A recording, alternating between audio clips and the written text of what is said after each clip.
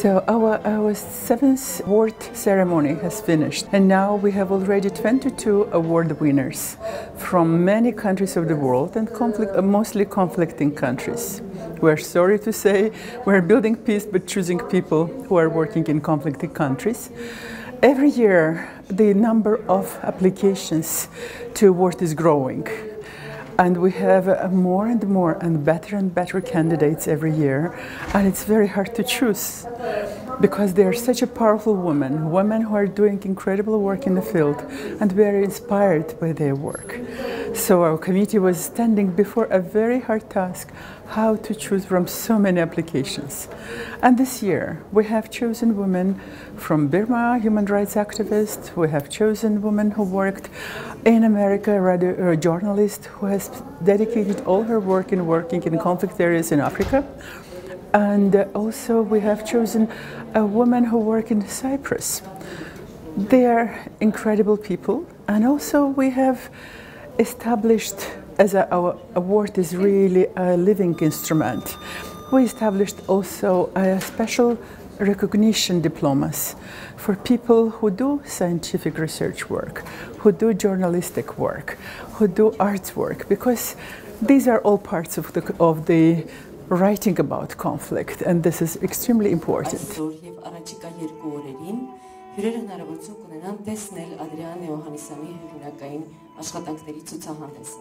For me, it's a big honor to receive the award, but I think it's important because for me, the reason why I do this work, the reason why I take these photographs is so that they can be seen, and so it's so meaningful to know that these photographs are being seen and recognized far outside of people I ever hoped to reach. So the significance for me is that the work is being seen. Ով արժանանում է հատուկ պատվոգրի խաղաղության և մարդու իրավունքի լրագրության ոլորտում ակտիվ գործունեության համար։ Իսկ պատվոգիրը կհանձնի ամերիկահայ դասախոս տիկին Ջուդիթ Սարյանին։ Мне было очень приятно оказаться просто вот в числе других женщин, чьи заслуги там и деятельность, я считаю, ну, наверное, намного выше, чем моя даже. Ну, тут вопрос, наверное, кто каждый на своем месте делает то, что он считает важным и нужным.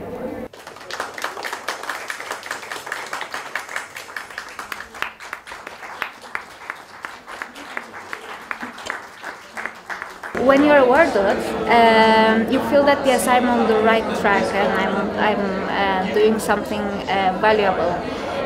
So this really gave me the feeling that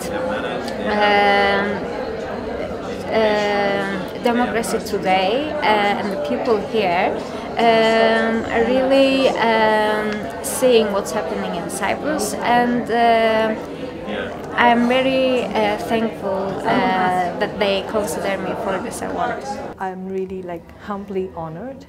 Also because this award is already in the name of so many courageous women from our past generations to now on, that I come to be able to have this opportunity to join and be a part. And that is, of course, based upon the trust and confidence that I've been given by the people from this part of the continent and region. And I am truly honored and very, very glad. But I also know that this award is not given to me. I believe this is the award given to the people of Burma or people of Myanmar.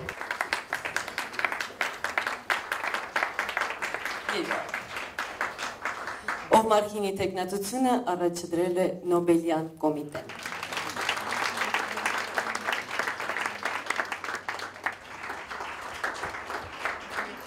Every year, it's already our 6 years, we organize international conferences, which we see as an important platform for government officials, religious leaders, diplomats, people who are working in the fields to discuss issues that are extremely important for the world. These are issues related to peace and conflict and women's role in conflict. Usually people think that, okay, there are some figures, there are 55% or 45% of the population of country, there are women. We're always against this because this is not a number what matters. Quality of people matters. Recognition of this people work, that is matters. And that's why when we were establishing our award, we specifically have spoken on young women's investment in peace. Because our interest was, first of all, to create role models, to recognize their work, and to create a network of people like-minded. This year we spoke about peace journalism. How hard is it to work in the field? What difficulties people encounter? Because we all see that there is a big problem, that there is a big obstacle to expressing freedom of speech. As in the last 10 years, about 3,000 journalists have been killed. What a courage takes to bring real information from the field. I had never worked as a journalist in the US. My first trip over to Sudan to photograph, I had been before, but my first trip over there was to work with a friend of mine as an anthropologist, working on a project in climate change. And I actually didn't work as a photojournalist the first 2 years I was there because I was new. So my first experiences working as a photojournalist, or opportunities, came 2 years after I was there. So I started out working with NGOs, doing a bit of work with the UN, and I thought that's kind of what I wanted to do. I thought I wanted to work with humanitarian agencies, and I soon learned that there was a need for more independent coverage. Because I think if people have these two needs, then the other thing... Actually, I never thought I would cover war. I just happened to be based in Beirut before the Arab Spring, and I actually went to cover uprisings, protests. And then those uprisings and protests in Libya and Syria became wars, and I just kept on telling the stories because I had started telling the stories, so I felt that it was my duty to continue. You don't have to go to front lines or cover wars to do very good journalism, and it's sometimes harder to do a good story at home and to do a story in a peaceful country. There's also a lot of things to do in journalism that is not war. Not everyone is able to cover as a journalist those wars as much as not everyone is able to do some stories in France or Germany. Like the United Nations. But hopefully some of the members... In a country like Afghanistan, it's very clear because men journalists very seldom can talk to women in the country. So there are female journalists needed to bring out the voice of Afghan women. So there it is very clear why female journalists are needed. Otherwise, I think it's not a big difference between male and female journalists, actually. I think more voices need to be heard from those who are trying to make change, starting with their daily life in these very difficult circumstances. And I met so many people like that in Afghanistan, and they are very, very seldom heard out in the world. It's important that we see them so that we can support them, and it's also important that we hear the possibilities that they are bringing forward and see their struggle and their hope. There is always possibility for change, positive change, but we have to identify it and we have to support it. And if we don't see what is possible, we cannot support it. Yes, it is very risky, and we take a lot of risk. I think sometimes we're not fully aware of the price to pay, but we never think that we are going to die when we go for a story. Otherwise, we shouldn't go, because fear is not a good part or not a good motivation. And of course you need to be scared, because to tell a story where everyone is scared because there are bombings, because there's killings, you need to feel that fear as well. But when you go for a story and cover conflict, you never have in mind that you're going to die there. You have to find the right channels. Today we have many channels that are possible through the social media. So I think there are larger possibilities today, but it's also, of course, a risk that it just ends up in all these huge flow of information. And I do think that many media outlets, whether it's a newspaper, television or something else, they want to transmit these kinds of stories and information. But it very often ends up under a lot of more kind of acute issues. But to continue trying, to have this in mind, to have in mind that if I go to a place where there is war to cover it, I also try to cover everyday life and people's struggle and the possibilities that are there, and to try to combine these two things and to be persistent. And during this conference I met and heard from so many young women who have this, the courage, the knowledge and the persistence, and that is gives me a lot of hope. In the beginning of our peace building work, many of the young women express peace is keeping silent, keeping things in harmony. You know, like in that keeping things in harmony at home. And then like when you ask them next step, what do you mean? And then they say like keeping quiet, keeping your mouth shut.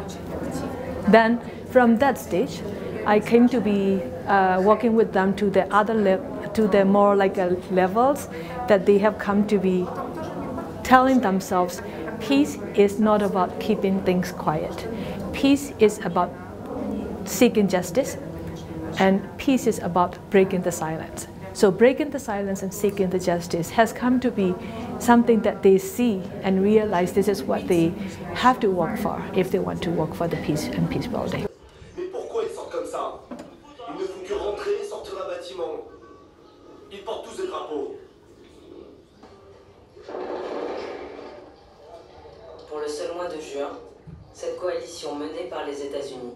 Obviously, whether it's the Middle East or the West or other countries, it is a patriarchal system. So I guess as women, we're used to some sort of symbolic violence or symbolic oppression when it's not going beyond. Now, as a Western journalist, woman journalist, covering countries are often dominated by men, and meaning that I often only deal with men. I have a colleague, Lise Doucet, who has a very right term, who said that we're sort of a third gender, that we are in a position where men would never, you know, we can go with men, the local woman couldn't go, but we could also be with the woman, and that is also something very important. We get access to other information. So it is this very, very specific position we are when we cover those regions as a Western woman journalist. Yeah, I guess in any case, you are, as a woman, you're more careful to set the right boundaries and not to send the wrong message, whether with your editors, male editors, and male colleagues, or people that you interview or you are on or you film on the ground. But also, I mean, I can't really compare because I've never been a man, so I've only been a woman, and you know, I've been able to work, I've been able to cover wars, conflict in very difficult situation in very conservative society.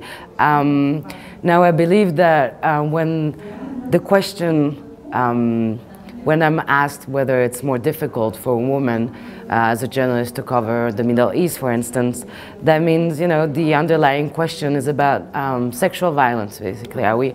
So yes, maybe we are more, there's that question and there's that threat.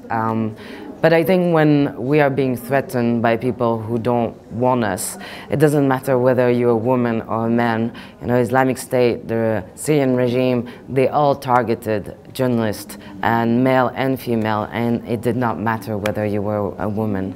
It actually sometimes protects you because it's too much of a hassle to get you, you know, taken as a hostage. So. I think as men and women, we're doing a very difficult job in a very difficult time, and it's not that easy.